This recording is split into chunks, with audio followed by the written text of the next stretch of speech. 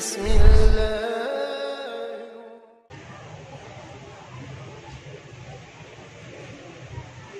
Assalamualaikum warahmatullahi wabarakatuh. Waalaikumsalam warahmatullahi wabarakatuh. Bismillahirrahmanirrahim. Alhamdulillahi rabbil alamin. Lahul hamdu wa lahul fadlu wa lahul ni'matu wa lahul thana'ul hasan. Ashhadu an la ilaha illallah wahdahu la syarika lah. Wa ashhadu anna sayyidana Muhammadan abduhu wa rasuluh. Allahumma shalli ala sayyidina Muhammadin al-fatih lima ughliq wal khatim lima sabaqa nashril haqqi bil haqq wal hadi ila shiratikal mustaqim wa ala alihi wa sahbihi haqqa qadrihi wa miqdarihi al-'azim. Amma ba'du. Yang sangat saya hormati dan saya muliakan Al-Mukarram wal Muhtaram pengasuh Dayah Babus Salam Al-Hanafiyah Matangkuli Aceh Utara, Walid Haji Sirajuddin Hanafi, para tengku, para ustadz yang juga saya hormati, para ustazah yang saya hormati, dan adik-adik, para santri, santriwan, santriwati yang saya banggakan dan saya cintai, terutama dari para mahasantri Ma'had Ali. Berbicara tentang tema yang dibicarakan tadi, aktualisasi ilmu tafsir dalam membendung penafsiran kaum orientalis, wahabi, liberal, dan lain sebagainya.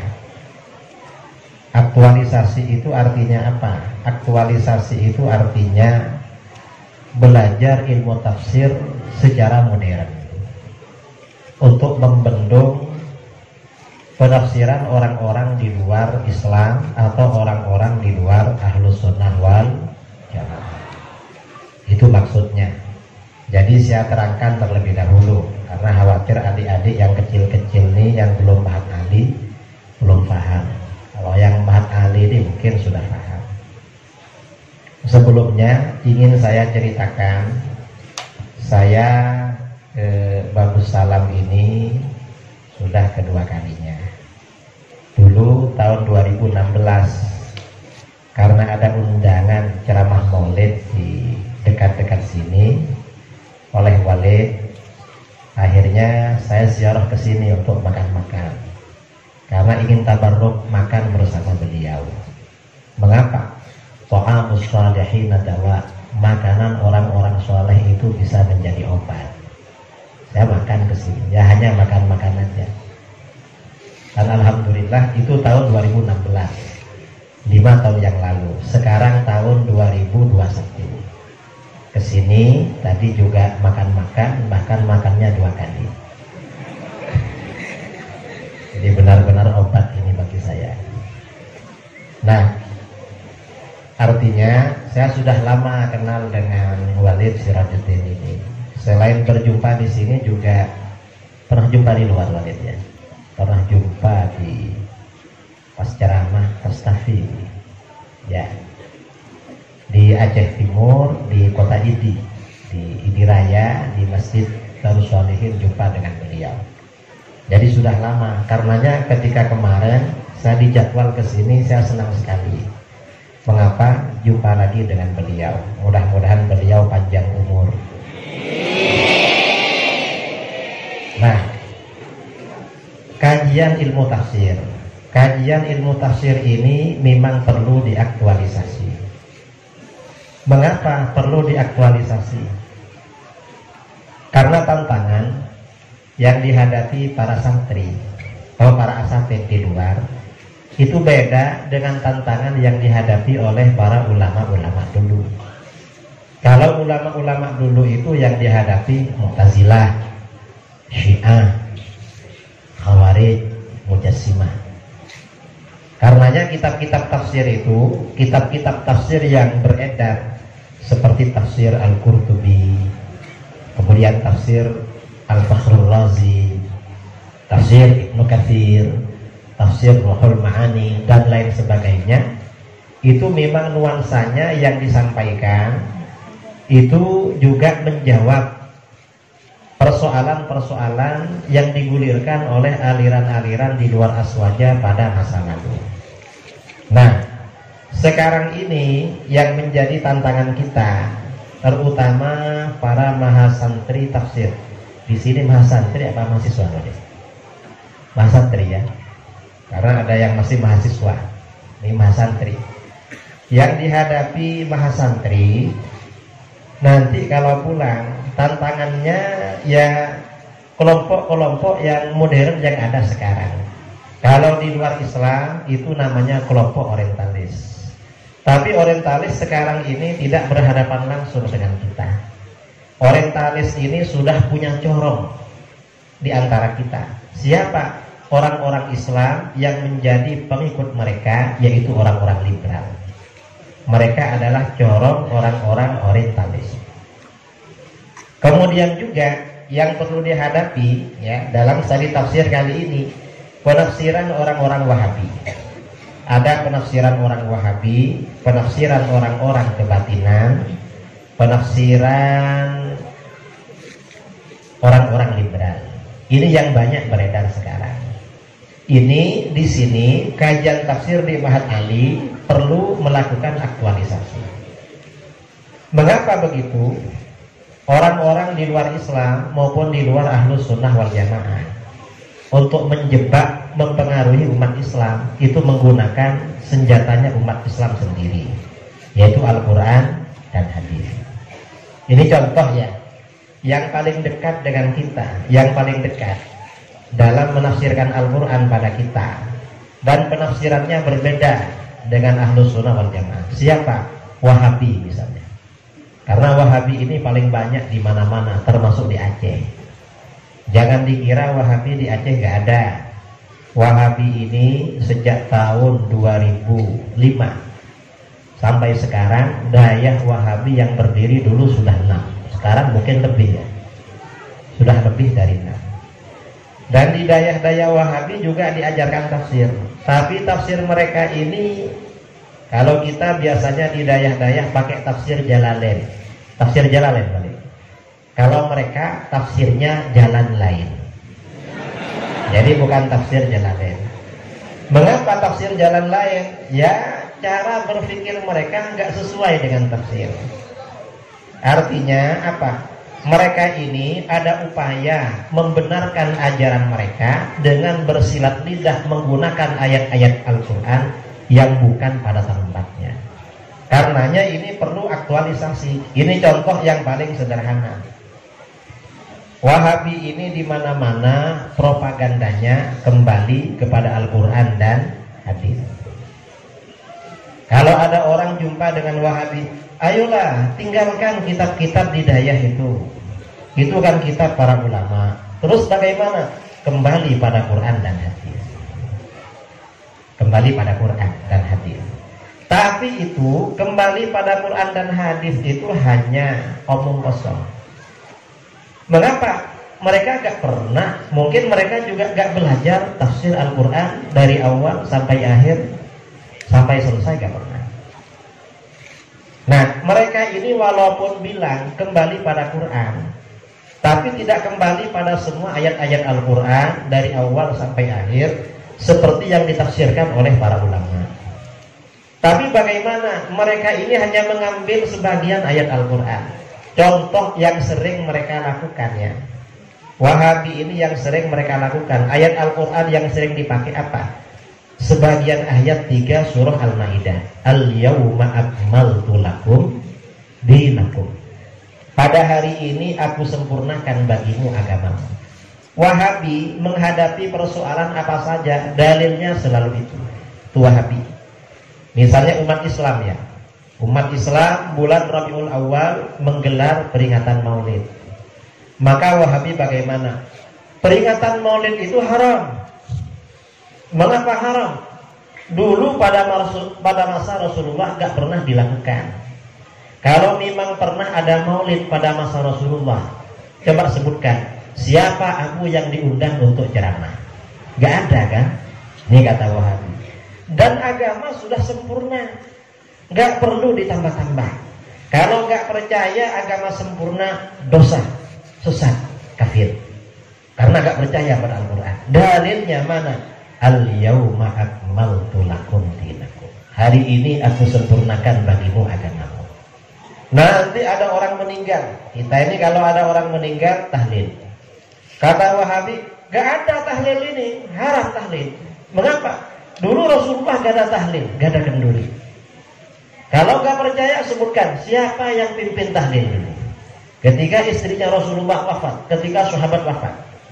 Ya, kita ini kan gak tahu memang dasar-dasar tahlil di dalam hadis, gak tahu. Ya bingung. Lalu kata mereka, agama sudah sempurna, gak perlu ditambah-tambah. Kalau gak percaya agama sempurna, dosa, sesat, kafir. Dalilnya mana? Al-yawma akmaltu lakum dinakum. Hari ini aku sempurnakan bagimu agamamu. Semuanya pakai al-yawma akmaltu. Apa saja yang mereka tak cocok, dalilnya al-yawma akmaltu. Tahun 2015 saya ceramah di depan mereka di Sulu. Saya katakan, karena al-yawma akmaltu ini terjemahnya, pada hari ini aku sempurnakan bagimu agamamu. Saya bilang pada mereka, agama memang sempurna, tapi otak kamu yang belum sempurna. Mengapa? Kamu gak ngerti apa yang dimaksud agama sempurna ini. Yang dimaksud agama sempurna ini, kata para ulama, pertama, dalil-dalil agama itu sempurna. Itu maksudnya. Dan tidak cuma satu. Kamu bilang agama sempurna, tapi dalilnya cuma satu. Gak ngerti berarti kamu. Kemudian yang dimaksud agama sempurna juga, kata para ulama, semua aspek dalam kehidupan manusia pasti tersentuh hukum-hukum agama. Ini maksudnya agama sempurna. Nah seperti ini ya, adik-adik yang ada di Mahat Ali itu perlu memahami. Ini contoh lagi. Ini pengalaman saya. Tahun 2009 diundang dialog dengan Wahabi di Denpasar, di Bali. Sampai di sana Wahabi dikasih waktu. Kata dia apa? Itu orang-orang Ahlus Sunnah mulai dari Aceh sampai Indonesia Timur, kalau ada orang meninggal baca tahlil, itu haram hukumnya. Saya tanya sama dia, siapa yang mengharamkan baca tahlil? Tahlil itu zikir, kok haram? Kata dia, Al-Quran. Al-Quran yang mana? Saya ini di Dayah, di pondok pesantren. Saya ini belajar di Dayah selama 20 tahun. Kamu yang lama nanti belajar di Dayah, jangan sebentar. Sampai 15, 17, ya 20 tahun. Yang 2 tahun di Dayah di kampung, 500 meter dari rumah saya, kelas 5 sampai kelas 6 SD. Jadi saya ini termasuk punya gelar S1, sekolah dasar. Setelah itu melanjutkan ke pondok pesantren Sudogiri Pasuruan selama 18 tahun. Nah, saya bilang sama dia, saya ini belajar tafsir sama kiai saya, nggak pernah menjumpai penafsiran yang mengharamkan tahlil, apalagi ayatnya. Apa kata dia? Lo jelas di dalam Al-Quran tahlil dilarang. Mana dalilnya? Kata dia, surah Tabarak, Alladzi khalaqal mauta wal hayata liyabluwakum ayyukum ahsanu amala. Dalam ayat tersebut dijelaskan, Tuhan Allah yang menciptakan mati dan hidup untuk menguji kamu, siapa di antara kamu yang paling bagus amalnya. Nah, artinya apa? Dalam ayat ini yang menjadi spirit pada kita adalah bagus-bagusan amal. Amal yang bagus, itu tekanan spirit dari ayat. Sedangkan orang tahlil itu gak bagus. Mengapa? Karena mereka maunya banyak-banyakan zikir. Gak bagus itu, makanya haram. Artinya apa? Mereka ini bersilat lidah pakai Al-Quran, tetapi sebenarnya isinya merusak ajaran Al-Quran. Mengapa begitu? Dalam ayat tadi, Allazi khalaqal mauta wal hayata liyabluwakum ayyukum ahsanu amala. Spirit dari ayat tersebut menuntut kita melakukan amal yang terbaik. Bukan melarang amal yang terbaik. Mengapa? Karena baik ini bukan lawannya banyak. Kalau tuntutan dari ayat ini amalnya banyak, amalnya baik, berarti yang dilarang yang jelek. Kalau yang banyak gak dilarang, apalagi zikir. Zikir itu semakin banyak semakin bagus. Karena dalam Al-Quran, ya ayyuhalladzina amanu dzkurullaha dzikran katsiran. Berzikirlah kalian kepada Allah sebanyak-banyaknya. Nah, ini artinya apa? Orang-orang di luar Ahlus Sunnah wal Jamaah itu bersilat lidah pakai Al-Quran, tapi isinya merobohkan ajaran Islam. Karenanya adik-adik mahasantri yang ada di Bahat Ali itu perlu mungkin melakukan data ya, di data dikumpulkan ayat-ayat Al-Quran yang dijadikan hujjah oleh Wahabi, ayat-ayat Al-Quran yang dijadikan hujjah oleh orang-orang liberal, dijadikan hujjah oleh orang-orang Syiah. Lalu penafsiran yang benar bagaimana? Ini namanya aktualisasi.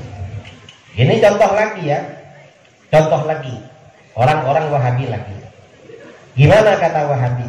Kita ini disebut dengan golongan Ahlus Sunnah wal Jamaah. Itu kita. Ahlus Sunnah wal Jamaah ini biasanya identik dengan tawassul, tabarruk, istighatsah. Kita kalau ada tuan guru, ada walid, kita cium tangan. Ada abu, kita cium tangan. Mengapa tabarruk? Kalau Wahabi mensyirikkan tabarruk. Kita kalau ada makam para ulama, orang-orang soleh datang ke situ. Tabarruk, tawassul. Kata Wahabi syirik. Tawassul, tabarruk, istighatsah syirik. Kalau mereka ditanya, mereka dalilnya tidak menggunakan dalil buku bahasa Aceh, enggak. Atau buku bahasa Jawa, enggak. Mereka bilang dalilnya dari Al-Qur'an. Apa dalil yang dipakai oleh mereka? Kata Wahabi apa? Dalil yang melarang tawassul dan tabarruk di antaranya adalah qalu ma na'buduhum illa liyuqarribuna ilallahi zulfa. Orang-orang musyrik dulu ketika dicela oleh orang-orang Islam, mengapa kamu ini menyembah berhala? Berhala itu kan batu kok disembah. Apa kata orang musyrik? Kami tidak menyembah berhala-berhala ini kecuali agar berhala-berhala ini mendekatkan kami kepada Allah sedekat-dekatnya. Berhala itu menjadi perantara. Nah, ini sama dengan orang aswaja, dengan orang Ahlus Sunnah, menjadikan selain Allah sebagai perantara. Siapa? Para abu, para walid, para wali dijadikan perantara. Apa bedanya dengan orang musyrik? Nah, ini kalau orang awam ya, kalau orang-orang awam gak ngerti, itu gak bisa jawab. Yang bisa menjawab ini adalah mahasantri Ma'had Ali jurusan tafsir.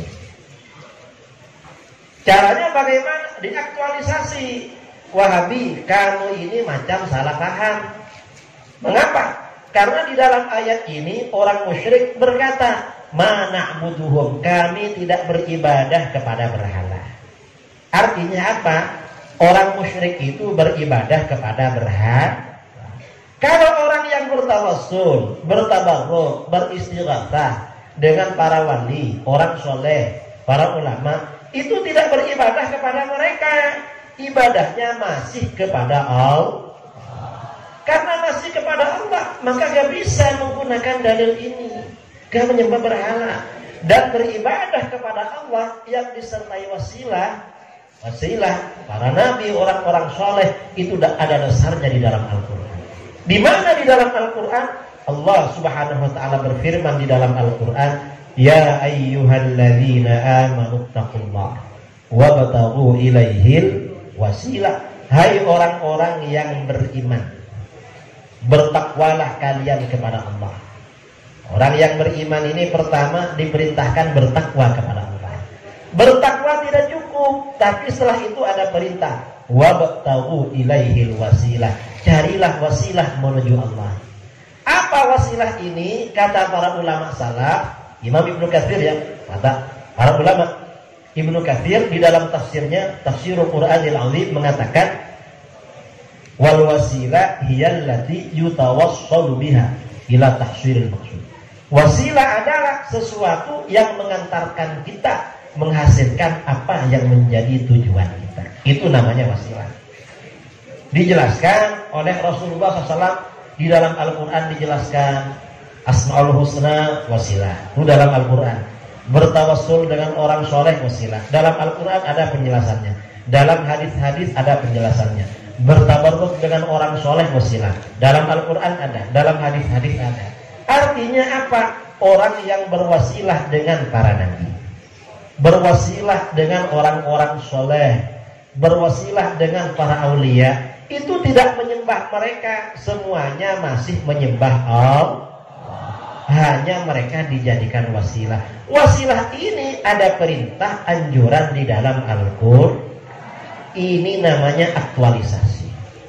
Aktualisasi itu penting saudara di dalam kajian ilmu tafsir. Mengapa? Karena yang kita hadapi orang-orang di luar Ahlus Sunnah wal Jamaah, termasuk orang-orang liberal, itu juga Al-Quran dalilnya. Kalau kita tidak bisa mengaktualisasikan kajian ilmu tafsir, maka bagaimana? Siapa yang akan menjaga akidah masyarakat awam yang masih istiqomah, konsisten di dalam ajaran Ahlus Sunnah wal Jamaah? Ini contoh aktualisasi.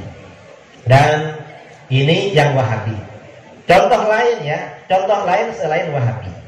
Siapa selain Wahabi? Selain Wahabi, misalnya liberal.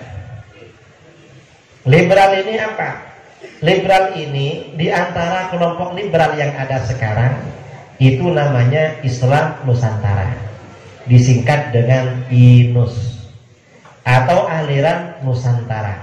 Disingkat dengan ANUS. Nah, orang liberal ini, karena orang liberal ini memang corong orang-orang orientalis. Orang-orang orientalis dulu berusaha memisahkan umat Islam dari bangsa Arab. Orang-orang Arab dijelek-jelekan. Maka bagaimana? Orang liberal menjadi corong mereka. Kata orang liberal bagaimana? Islam Nusantara itu Islam yang bagus. Islam Arab tak bagus. Itu kata mereka. Islam Arab, Islam abal-abal. Dan mereka adalah kadal gurun. Ini kata liberal. Kalau ditanya dalilnya, mereka yang punya dalil. Tapi dalil yang gak masuk itu. Dalil yang bukan pada tempatnya. Contoh apa dalil yang bukan pada tempatnya itu? Al-a'rabu asyaddu kufran wa nifaqan. Orang-orang Arab pedalaman, orang-orang A'rabi itu lebih parah kafir dan munafiknya. Ini kata orang-orang liberal.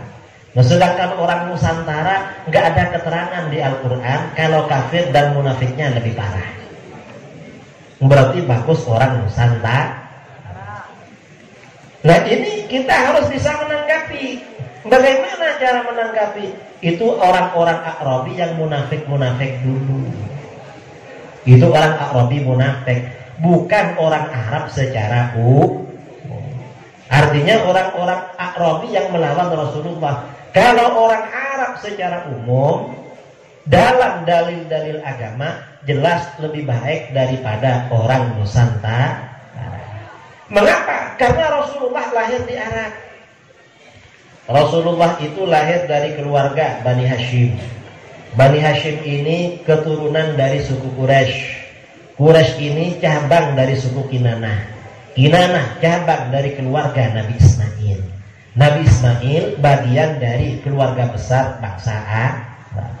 Rasulullah itu manusia paling mulia, makhluk paling utama. Sebagai makhluk paling utama, sudah barang tentu keluarga, suku, bangsa yang melahirkan beliau itu dipilih oleh Allah lebih baik daripada golongan yang lain. Itu lebih baik. Dasarnya mana? Di dalam Al-Quran, Innallaha astafa Adama wa Nuha wa ala Ibrahim wa ala Imran 'alal alamin. Orang Arab ini kan keluarga Nabi Ibrahim. Keluarga Nabi Ibrahim dipilih oleh Allah melebihi semesta alam. Berarti orang Arab lebih bagus daripada orang di luar Arab. Ini kita harus tahu. Kalau nggak tahu bahaya, saudara-saudara. Makanya aktualisasi kajian tafsir ilmu Al-Quran itu sangat penting. Mengapa sangat penting? Untuk menghadapi kelompok-kelompok di luar Islam atau kelompok-kelompok di luar Ahlus Sunnah wal Jamaah. Ya, termasuk kelompok-kelompok yang ada di Aceh yang menafsirkan Qul huwallahu ahad tapi tidak merujuk kepada kitab-kitab tafsir. Itu salah itu. Kalau berbicara tafsir, harusnya rujukannya adalah kitab-kitab tafsir. Harusnya begitu. Gak boleh meninggalkan kitab tafsir itu kalau kajiannya ilmu tafsir. Ini contoh. Kemudian yang terakhir ya, karena setelah ini masih ada sesi tanya jawab. Adik-adik yang ada di pondok ingin jadi orang sukses. Betul? Kalau ingin jadi orang sukses, orang belajar hidayah itu kuncinya ada 3. Apa? Yang pertama, berkhidmah kepada guru. Artinya berbuat baik kepada walid, kepada para tengku, para ustadz di sini. Itu yang pertama. Mengapa para sahabat dulu yang alim-alim begitu? Memang berkhidmah kepada guru. Berkhidmah itu ngerti anak? Berkhidmah. Yang kedua, orang yang belajar hidayah itu harus rajin belajar. Ulama-ulama dulu yang sukses semuanya rajin belajar. Kita ini kalau belajar kitab Fathul Qarib, Arba'in Nawawi, Riyadhus Shalihin, sering disebut namanya Imam Nawawi. Imam Nawawi itu ketika wafat usianya masih muda, 45 tahun. Tapi karangannya banyak sekali. Karena karangannya banyak sekali, diukur dari beliau hidup masih kecil, mestinya tiap hari menulis 15 halaman. Karena karangannya banyak. Akhirnya apa? Ditanya oleh muridnya, masih muda karangannya banyak. Ya Imam, kaifa naumuk? Bagaimana tidurnya sampean? Caranya tidur bagaimana? Kok karangannya banyak? Karena orang kalau banyak karangan pasti banyak belajar.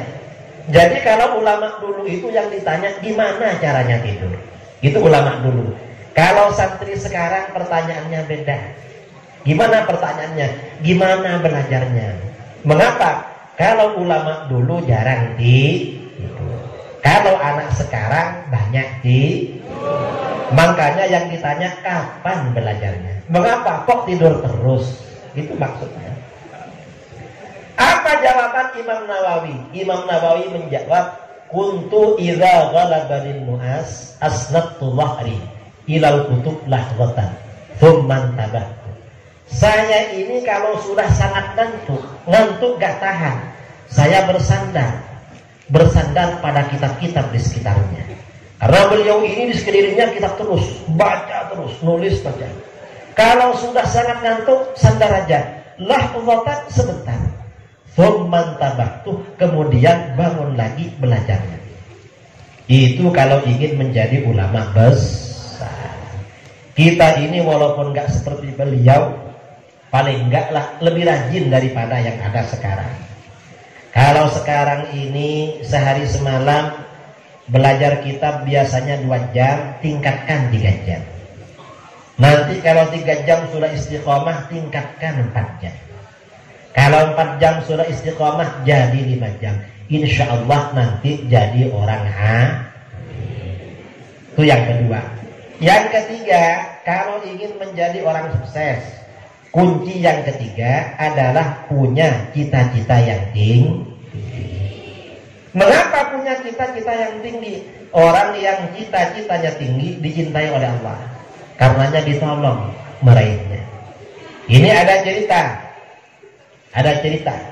Dulu pada masa sahabat, setelah Rasulullah Shallallahu Alaihi Wasallam wafat, ada 4 remaja 4 remaja duduk-duduk di depan Ka'bah. Remaja ini ya artinya kira-kira usia SMP. Ketika sedang duduk-duduk ini, salah seorang dari kawannya bicara, liyadhkur kullu wahidin minna ma yatamanna. Coba masing-masing kita mengutarakan apa cita-citanya.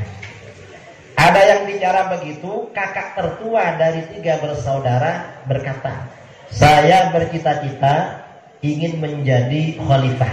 Khalifah itu kalau sekarang presiden yang menguasai Mekah, Madinah dan Irak. Namanya Abdullah bin Zubair. Begitu Abdullah berkata begitu, kawan akrabnya bernama Abdul Malik bin Marwan. Apa kata dia? Saya bercita-cita menjadi khalifah, menguasai seluruh negara Islam. Seluruh negara Islam tunduk pada saya. Ini kata Abdul Malik bin Marwan. Lalu adiknya Abdullah, namanya Urwah bin Zubair. Kata Urwah, saya bercita-cita menjadi ulama besar. Para pelajar nanti belajar ke saya. Ini kata Urwah. Lalu adiknya Abdullah yang satunya, Mus'ab bin Zubair. Apa kata Mus'ab? Saya cita-cita ada 2. Apa?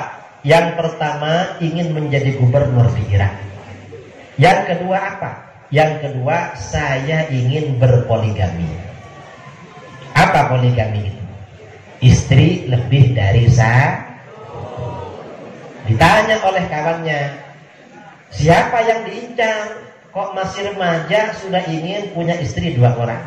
Kata Mus'ab, pertama saya ingin melamar Syarifah Sukainah, putrinya Sayyidina Husain, cucu Rasulullah SAW. Yang kedua, saya ingin mempersunting Aisyah binti Talhah bin Ubaidillah. Karena Aisyah ini terkenal cerdas dan cantik. Karenanya Mus'ab ini sejak kecil sudah mengincar. Waktu berjalan. Kalau sinetron 10 tahun kemudian. Ini bukan 10 tahun, kira-kira 50 tahun. Tahun 65 Hijriah, Khalifah Yazid bin Muawiyah meninggal dunia. Sebelum meninggal, Yazid berwasiat, yang akan menjadi gantinya adalah anaknya Muawiyah bin Yazid. Begitu ayahnya meninggal, Muawiyah dilantik. Begitu dilantik menjadi khalifah, ternyata Muawiyah bin Yazid gak sanggup. Saya mengundurkan diri, gak siap jadi khalifah. Dapat 2 bulan, beliau meninggal dunia. Begitu Muawiyah meninggal dunia, dunia Islam vakum, gak punya khalifah.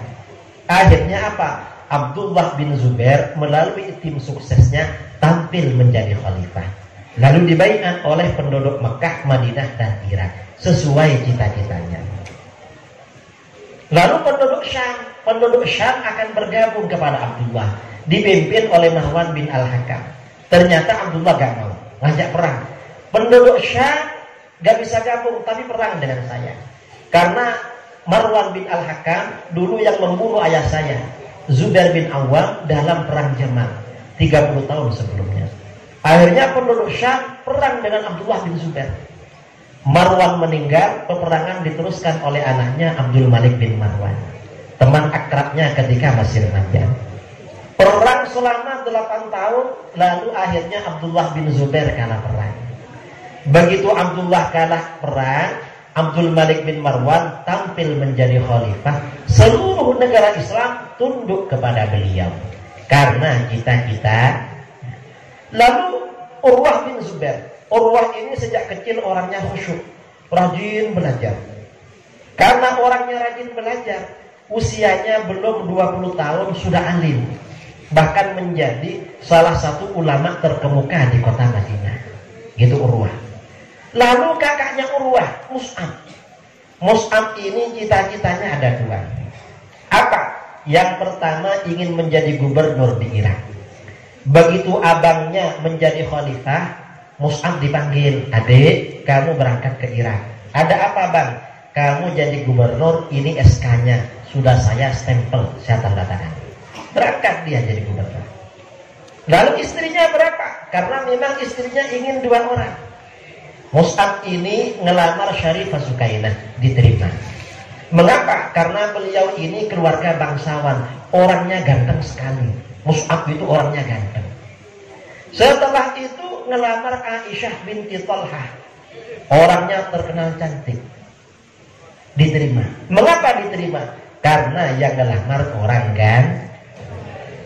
ganteng itu kalau ngelamar gak boleh ditolak, walaupun jadi istri nomor 2. Mengapa? Karena kan yang belakang ingin dapat yang ganteng. Mudah-mudahan suaminya ganteng ya. Amin Allahumma. Yang depan ini mudah-mudahan istrinya cantik. Amin Allahumma. Amin. Nah, artinya apa? Cita-cita bagi anak yang belajar di dayah itu sangat penting. Insya Allah nanti kalau cita-citanya tinggi, setelah pulang dari dayah, insya Allah cita-citanya tercapai. Amin Allahumma. Amin. Kalau cita-citanya tinggi, harus tahu diri. Gimana? Yaitu rajin belajar. Masa cita-citanya tinggi tidur terus? Enggak masuk akal itu. Itu. Nah, ini yang perlu saya sampaikan dalam kuliah umum malam ini, aktualisasi ilmu tafsir dalam membendung penafsiran menyimpang orang-orang orientalis, wahabi, liberal dan lain-lain. Karena ini kuliah umum, biasanya ada tanya jawab. Silahkan yang mau bertanya, waktu saya alihkan kepada moderator. Dari saya, Assalamualaikum warahmatullahi wabarakatuh. Waalaikumsalam warahmatullahi wabarakatuh. Untuk mempersingkat waktu, kita persilahkan untuk 2 penanya yang sudah melapor, ya, Tungku Ansari dan Tungku Faisal. Kepadanya disilakan.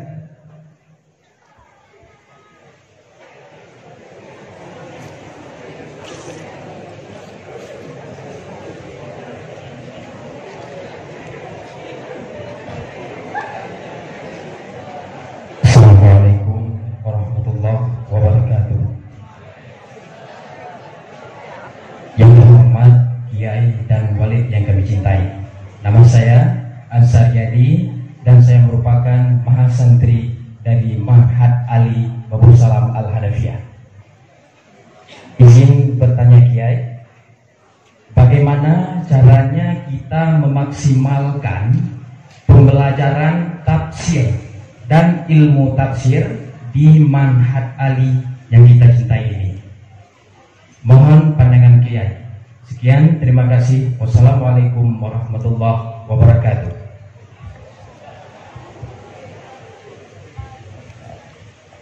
Assalamualaikum warahmatullahi wabarakatuh. Yang kami muliakan Kiai beserta Walid, semoga diberkahi oleh Allah Subhanahu wa taala. Nama saya Tunggu Muhammad Faisal, mahasantri Ma'had Ali Babus Salam Al-Hadafiyah. Izin bertanya, bagaimana pandangan Aswaja dari sudut pandang usuluddin terkait kepercayaan kita dan sikap kita terhadap habaib, yang sebagian orang mengatakan bahwa Nabi itu abatar, tidak lagi ada keturunan. Mohon dalil dan hujahnya.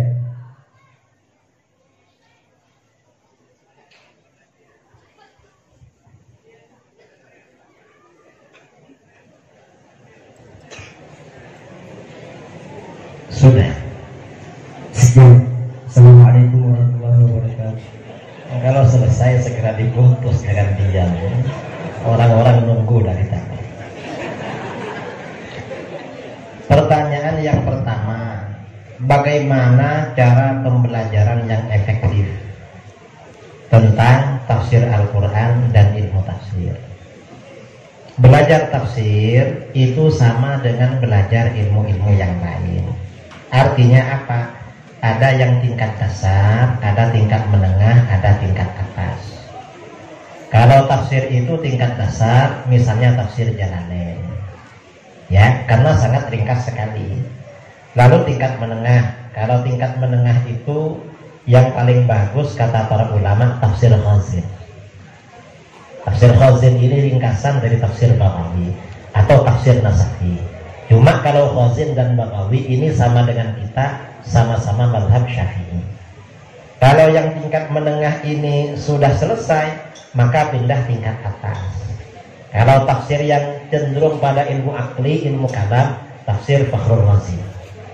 Kalau tafsir yang cenderung bil maqul, ya, tafsir nakli, ada tafsir Ibnu Jarir At-Tabari, tafsir Ad-Durrul Mansur, tafsir Ibnu Katsir. Itu bisa dicari lah, itu caranya. Ya dibaca memang. Kemudian ya cabang-cabang tafsir itu kan bermacam-macam. Sekarang ini berkembang namanya tafsir maudhu'i, tafsir tematik. Kemudian juga berkembang tafsir ilmi dan lain sebagainya. Ilmu tafsir juga begitu, ada yang kelas dasar.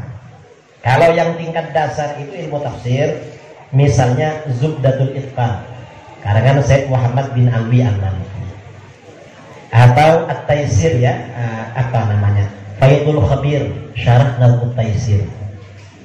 Atau kalau yang lebih tinggi lagi itu kitab Al-Isqan fi Ulumil Quran, atau kitab Al-Burhan fi Ulumil Quran. Atau kalau yang di bawahnya lagi, ya, yang tingkat-tingkat dasar seperti Mabahis fi Ulumil Quran. Itu tingkat-tingkat dasar. Itu dibaca itu. Dan kajian tafsir ini, karena tafsir ini luas, saudara. Mengapa? Qurannya saja 30 juz. Apalagi tafsirnya, harus rajin belajar. Kalau nggak rajin ya cuma teori aja itu. Itu yang pertanyaan yang pertama, ya. Kemudian yang kedua apa tadi?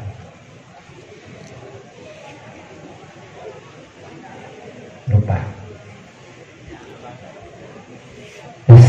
Pertanyaan yang kedua, bagaimana pandangan Aswaja dari sudut pandang Usuluddin terkait kepercayaan kita dan sikap kita terhadap habaib, yang sebagian orang mengatakan bahwa Nabi itu abtar, tidak lagi ada keturunan. Mohon dalil dan hujahnya. Bahwa Rasulullah SAW itu punya keturunan ada di dalam Al-Quran. Allah Subhanahu wa Ta'ala berfirman, Innama yuridullahu liyudhiba ankumur rijsa ahlal baiti wa yutahhirakum tathira. Jadi di sini ada ahlul bait. Ahlul bait itu kata para ulama maknanya ada dua. Yang pertama azwajun nabi, istri-istri Nabi itu keluarga Nabi. Yang kedua keturunan Nabi. Keturunan Nabi itu berarti keluarga Nabi. Memang ada yang mempersoalkan. Mengapa mempersoalkan? Itu biasanya orang-orang yang tidak suka Habib, yaitu Wahabi. Apa? Rasulullah itu keturunannya dari Siti Fatimah, bukan dari laki-laki. Nasab itu mestinya dari laki-laki. Ini kan dari perempuan. Nah, ini salah. Mengapa? Karena masalah ini Rasulullah yang ngurus.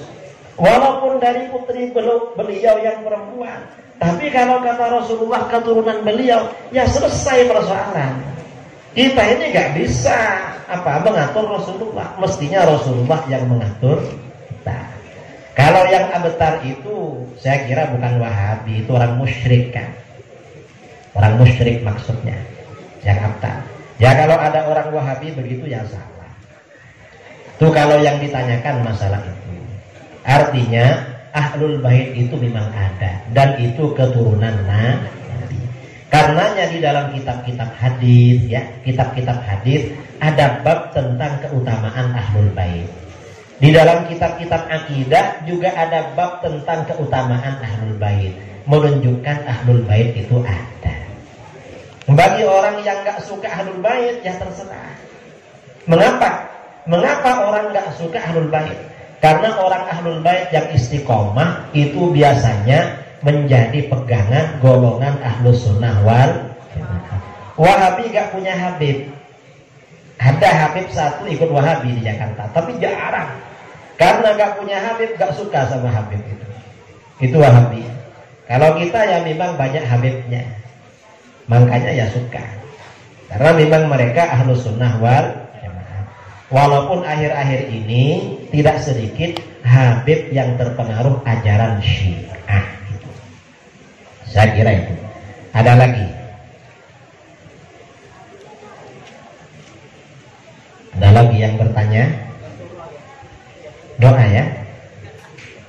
Walid.